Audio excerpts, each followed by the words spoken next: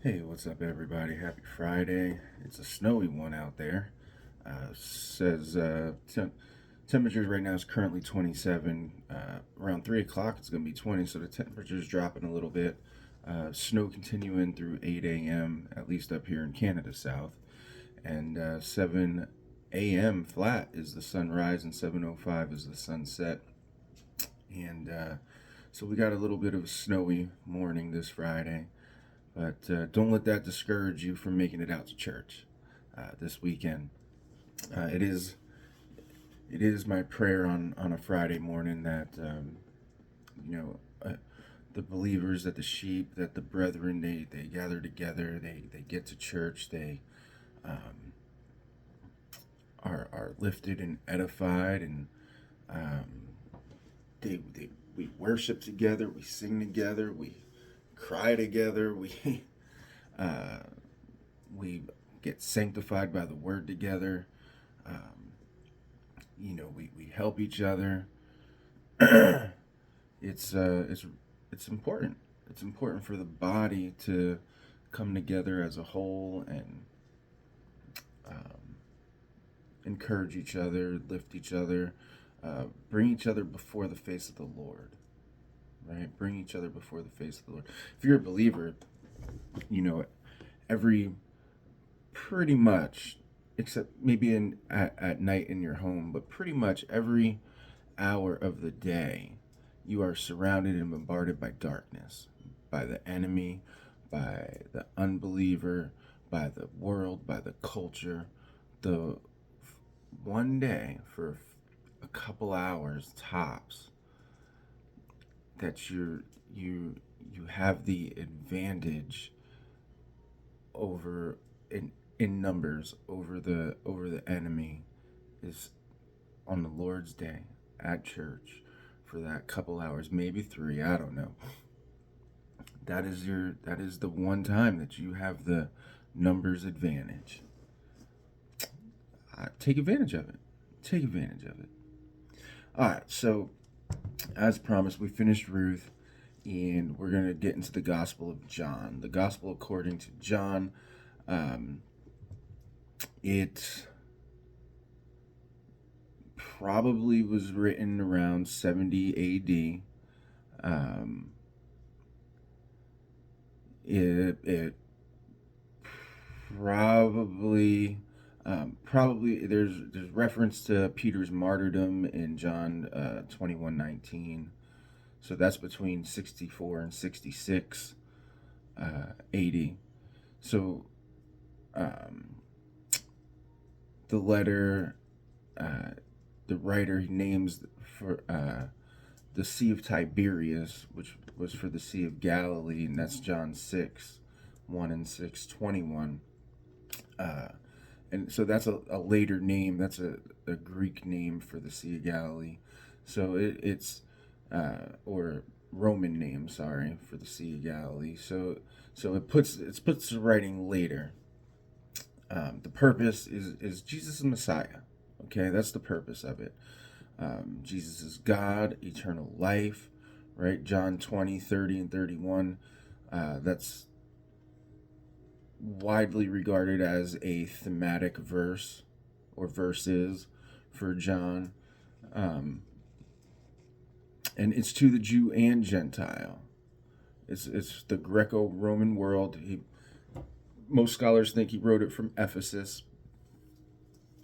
So it's a standalone gospel. There's only a few passages and that are in all the others, which the others kind of match up. Not kind of, they do match up. So this is not considered a synoptic gospel. It's a standalone. And one of the most famous verses, in the beginning was the Word, and the Word was with God, and the Word was God. He was in the beginning with God. All things were made through him, and without him was not anything made that was made. So, verses 1 through 3, these actually come before Genesis 1. 1 1. So, Genesis 1:1, this couldn't have happened without Jesus. In the beginning, God created the heaven and earth, and the earth was without form and void, and darkness was upon the face of the deep, and the Spirit of God moved upon the face of the waters. God said, "Let there be light." Okay? So, John 1:1-3 actually happened, or I don't want to say it chronologically comes before Genesis 1:1. So, in the beginning was the Word. That word for word there is logos, the divine expression. Okay, the divine expression, and the Word was with God, and the Word was God. He was in the beginning with God. So Jesus was there before anything was created. He had to be. Why? Because it says right here, all things were made through him, and without him was not anything made that was made.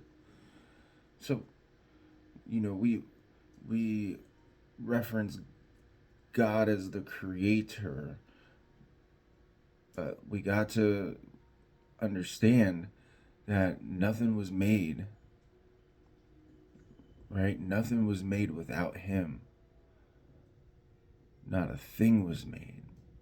In him was life, and the life was the light of men. See that light that we have? That that that light, that conscience, that difference between us and animals, that awakeness that we have that animals don't, that takes us beyond instinct, that light, that's the light of man, the light of men. And in him was life, and the life, that life was the light of man. Oh man, you guys, this is so beautiful. There, it's some of this stuff you can't even speak. In like our vernacular, we don't have the words to describe these spiritual phenomenon that we won't have full understanding of. Not in this life. Okay, not in this life. So, look, these videos, right? These are meant to just kind of give you a taste and get your lips wet, so to speak, right? But and I'll never be able to cover in. They've been going 14 minutes. I do got work to get these shorter again, but we do, I'll never be able to fully exposit these things, especially something like this that has such deep meaning, especially these things that are supernatural, these supernatural phenomenon that we have little. I mean, the words that we have to describe or exegete and bring them, they don't do justice to it. Okay, like the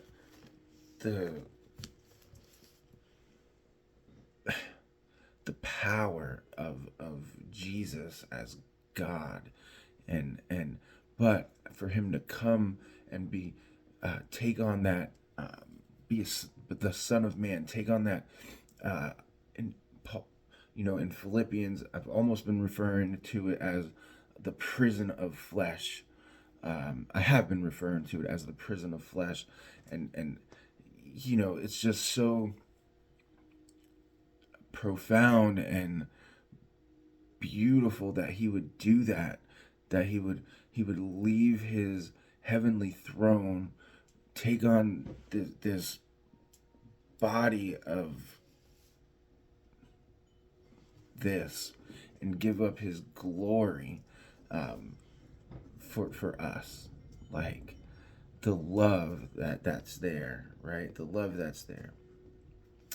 And in him was life, and the life was the light of men. The light shines in the darkness, and the darkness has not overcome it.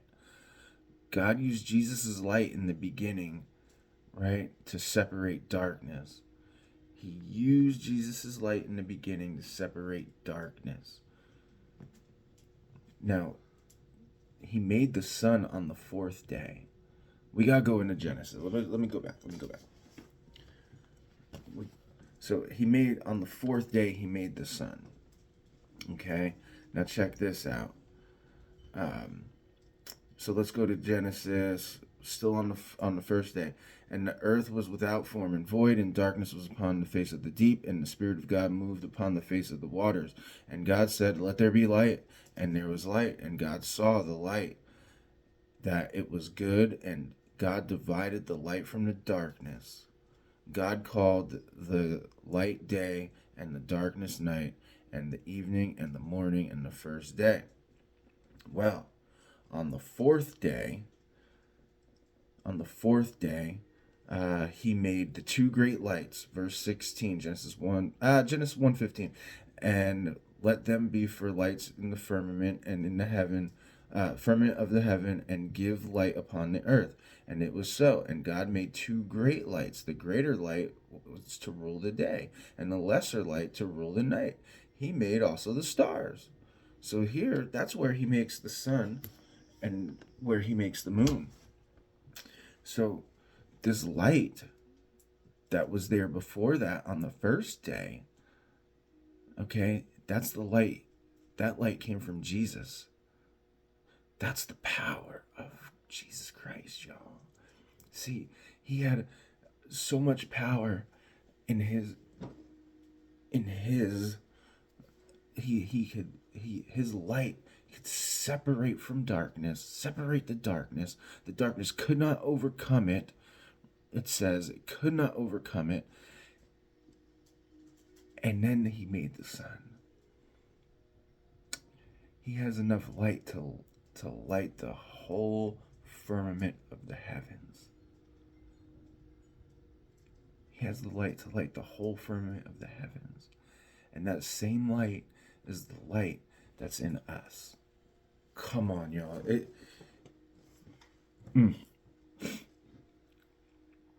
The power of our God. That's all what else do you say to that? But all right, that's a good opening. It's Friday. I'm not gonna go too much. Plus, I gotta go shovel some snow, a lot of snow. But y'all have a great weekend. Make sure you get to church.